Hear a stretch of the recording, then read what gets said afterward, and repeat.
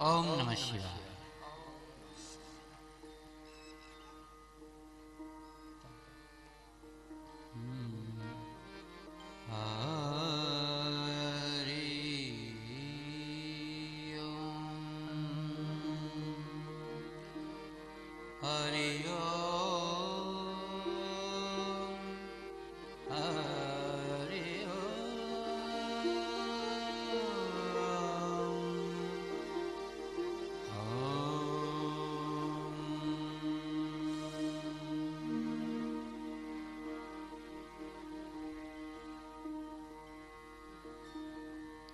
काले आपने भगवान ने प्रगट कर्या।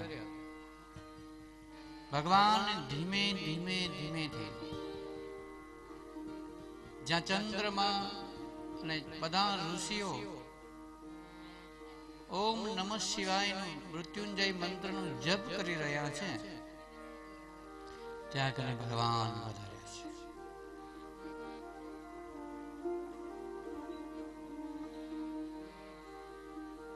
भगवान आवतानी वेत चंद्रमा ने कहे छे वरदान मांगो।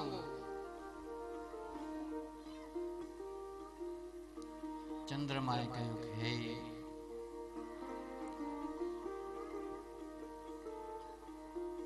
વત્સલ્ય મને દક્ષ પ્રજાપતિએ શ્રાપ આપ્યો છે ક્ષય રોગનો, મારું રોગ મટાડી દે।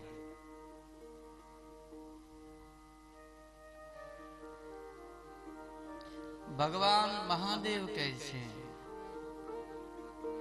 કે શ્રાપ કોઈ દિવસ મિથ્યા જાય નહીં,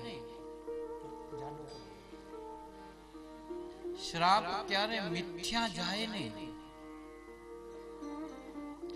પણ તમે ઘણા બધા મંત્ર જાપ કર્યા છે ને, તો તમને જે શ્રાપથી ક્ષય રોગથી જે પીડા થાય છે એ પીડા હું હરણ કરી લઈશ, તને પીડા નહીં થવા દઉં।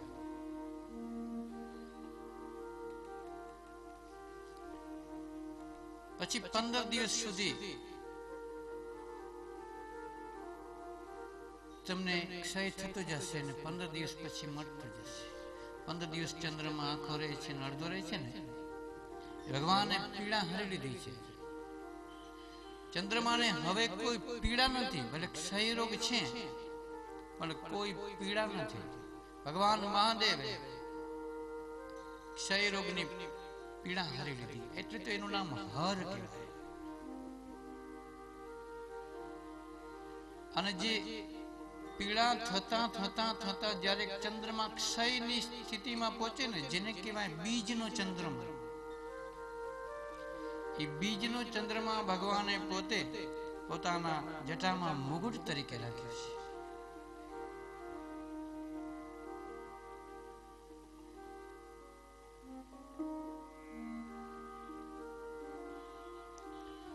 भगवान ने कोई एवी जरूर नहीं कि तमे साहूकार हो कि गरीब हो कि ज्ञानी हो कि अज्ञानी हो कि बुद्धिमान हो कि न हो। एवं नहीं कि पैसादार ने भगवान मळे अने जे गरीब होय एने भगवान न मळे, एवं नहीं। भगवान गरीब ने पण मळे छे अने पैसावाळा ने पण मळे छे।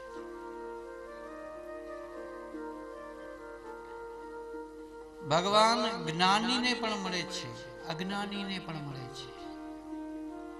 गजेंद्र क्या ज्ञानी हतो, जे हाथीનું સ્વરૂપ, એ કોઈ જ્ઞાની તો હતો નહીં, છતાંય ભગવાન એને મળ્યા છે।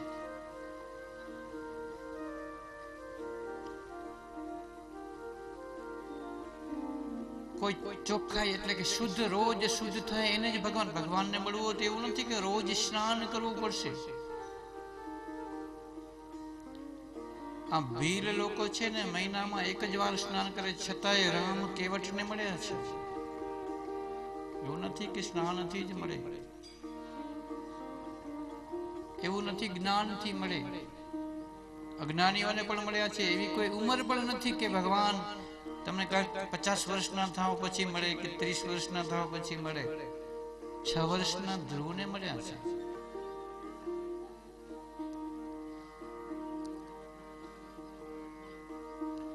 તો ભગવાને ચંદ્રમાનું દુઃખ હરણ કરી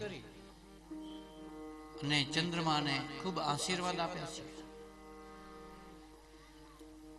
ત્યાં કને બ્રહ્મા, વિષ્ણુ વગેરે દેવતાઓ, ઇન્દ્ર, વાયુ દેવતા, સર્વે દેવતાઓ પધાર્યા છે. વરદાન આપ્યા પછી બધા ઋષિ મુનિ કહે છે કે હે ઈશ્વર, હવે 10 કરોડ ને આવડા બધા કરોડ જપ કરી શકે એમ કોઈ છે નહીં, માટે હે પ્રભુ, અમારા ઉપર જો તમારી કૃપા હોય તો તમે અહીં જ બિરાજો. બ્રહ્માજી, વિષ્ણુજી બધાએ વંદન કરીને કહ્યું છે કે જો તમે અહીં જ બિરાજો ને તો હવે પછીના જે યુગો આવે છે ને એમાં ધર્મ ઘટતું આવશે. તો મહાદેવ, તમારી પૂજાથી, તમારા દર્શનથી માણસના પાપ નાશ થઈ જાય, માટે તમે અહીં જ બિરાજો. મહાદેવે તથાસ્તુ કહ્યું અને એક દિવ્ય જ્યોતિ સ્વરૂપ જ્યોતિર્લિંગ તરીકે સોમનાથમાં જ્યોતિ સ્વરૂપે, લિંગ સ્વરૂપે પ્રગટ થયા છે અને ત્યાં લિંગ તરીકે બિરાજમાન થયા. ચંદ્રમા સહિત દરેક દેવી દેવતાઓએ તેનું પૂજન કર્યું. સોમનાથ મહાદેવ જય. ચંદ્રમાનું બીજું નામ છે સોમ. સોમ એટલે ચંદ્ર. આપણે સોમનાથ બોલીએ છીએ ને, ચંદ્રનું નામ જ સોમ છે. સૂર્યનું બીજું નામ છે રવિ. આપણે વાર પ્રમાણે જઈએ તમને સમજાવું કે સૂર્ય એટલે રવિ અને ચંદ્ર એટલે સોમ.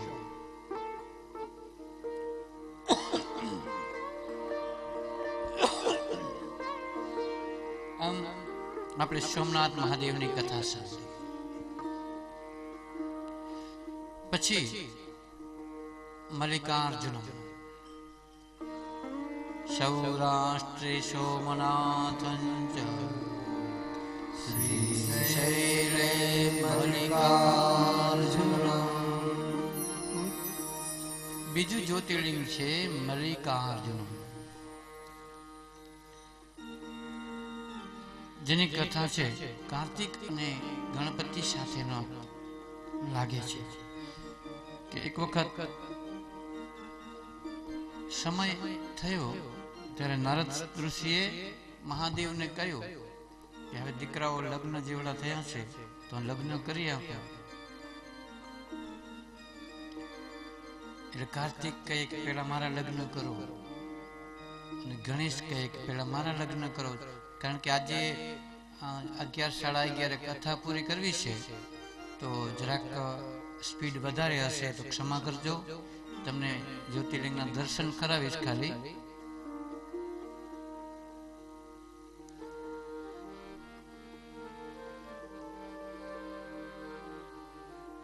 પાર્વતી દેવી અને મહાદેવે એક નિર્ણય કર્યો કે પૃથ્વીને જે પ્રદક્ષિણા કરી આવે, જે પેલે આવે એના લગ્ન પેલા. આવું વિચારણા થયું. કાર્તિક સ્વામીનો વાહન હતો મોર, ગણપતિનું વાહન હતું ઉંદર. કાર્તિક સ્વામી તો નીકળી પડ્યા બ્રહ્માંડને પ્રદક્ષિણા કરવા. ગણપતિએ શું કર્યું? માતા પિતાને પ્રદક્ષિણા કરી છે 4. મહાદેવ કે ગણપતિ તમારે જવું નથી બ્રહ્માંડની પ્રદક્ષિણા કરવા? તો કે મારે મન તમે મહાદેવ બ્રહ્માંડ જ છો, માતા પિતામાં સર્વ બ્રહ્માંડ વસેલા છે. સાબિત કરી બતાવ્યું ગણપતિએ. મહાદેવે કાન પકડ્યા કે વાત સાચી, તું જીતી ગયો. એટલે રિદ્ધિ સિદ્ધિ સાથે એના લગ્ન કરાવ્યા. આ બાજુ કાર્તિક સ્વામી મયુર માંથી બ્રહ્માંડ અને પ્રદક્ષિણા કરીને આવેલા જોવે તો ગણપતિ તો લગ્ન સહિત રિદ્ધિ અને સિદ્ધિ સાથે લગ્ન. અને નારદ ઋષિ તો ભાઈ આયા કે તમે આ બાજુ પ્રદક્ષિણામાં ગયા ને આ મહાદેવે ગણેશના લગ્ન કરી નાખ્યા. અને કાર્તિક સ્વામી ત્યારે જ સંકલ્પ કર્યો છે કે આજીવન બ્રહ્મચર્ય રાખીશ, હવે હું લગ્ન નહીં કરું. અને કહેવાય છે કે પર્વત ઉપર આપણી ભાષામાં કે રીસાઈને હાલ્યા ગયા. બીજી કથા છે કે મલી અને અર્જુન. ભગવાન મલીની માતા એકદમ મલી મરણ પામી ને એટલે મહાદેવની ભક્ત હતી, તો મલીના કારણે મલીની માતા એકદમ રુદન કરતી હતી. તો ભગવતી દેવી પાર્વતી મલીનું રૂપ લઈ અને બિલડીના ઘરે રહ્યા છે, અને મહાદેવ અર્જુનનું સ્વરૂપ લઈ અને તેની સાથે રહ્યા છે. એટલે મલ્લિકાર્જુન, મલી અને અર્જુન અને મલ્લિકાર્જુન એ કથા છે. પણ આ કાર્તિક સ્વામી રીસાઈને ગયા છે. મહાદેવ અને જગદંબા તેને મનાવવા જાય છે પર્વત ઉપર. પણ મહાદેવ તેમ તેમ કાર્તિક સ્વામી તેમ તેમ દૂર દૂર હાલે જાય છે. પછી મહાદેવ અને પાર્વતી બે પર્વત ઉપર જ્યોતિ સ્વરૂપે પ્રગટ થયા છે. અને કાર્તિક સ્વામીએ તેને વંદન કરી, નમસ્કાર કરી, પૂજન કરી અને આદર આપ્યો છે કે માં. અને ત્યારે સંકલ્પ મહાદેવે કર્યો છે કે પૂનમના દિવસે કાર્તિકને મળવા હું આવીશ આ જ્યોતિર્લિંગમાં, અને અમાસના દિવસે મહાદેવ આવશે અને પૂનમના દિવસે પાર્વતી દેવી આવશે. અને આવી રીતે જ્યોતિર્લિંગ પ્રગટ થયું, જેને આપણે મલ્લિકાર્જુનમ કહે છે. મલ્લિકાર્જુન મહાદેવ કી જય.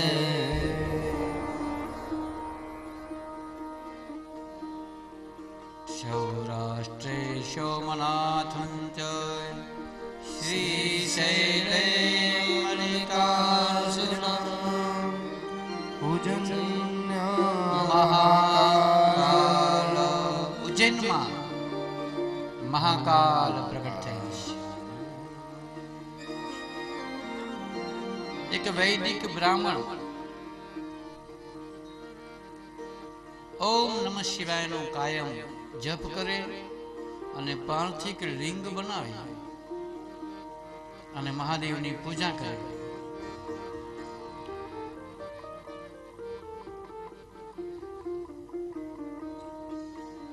પણ અમુક દૈત્યોથી, રાક્ષસોથી આ પૂજાઓ સહન ન થઈ અને વૈદિક બ્રાહ્મણને પરેશાન કરવા લાગ્યા છે. પણ વૈદિક બ્રાહ્મણે શિવ પૂજા છોડી નથી. દુષ્ટ રાક્ષસો બહુ એને પરેશાન કરે છે.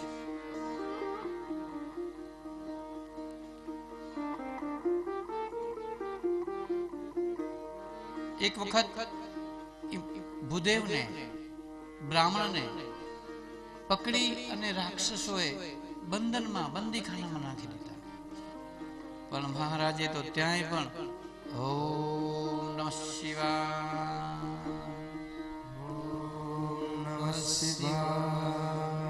પોતાના શત્રુનું જપ કરે છે એવું રાક્ષસોને મનમાં થયું. તેને પાર્થિક લિંગ બનાવ્યું હતું. એ લિંગ ઉપર રાક્ષસ જેવું પોતાની તલવાર મારવા ગયું તો લિંગને કાંઈ ન થયું. પછી મહારાજને મારવા ગયા રાક્ષસો, પણ મહારાજને મારવા જતાની સાથે લિંગમાંથી પ્રગટ થયા મહાકાલ અને રાક્ષસોનો હુંકાર માત્રમાં વધ કરી નાખ્યો. મહાકાલેશ્વર મહાદેવ. આમ ઝડપમાં જો કે મને મજા નથી આવતી, પણ 12 જ્યોતિર્લિંગ સુધી તમારે ઝડપ રાખવી જ પડશે. મહાકાલની એક તમને કથા કહું છું, તમે ધ્યાન દઈને સાંભળો.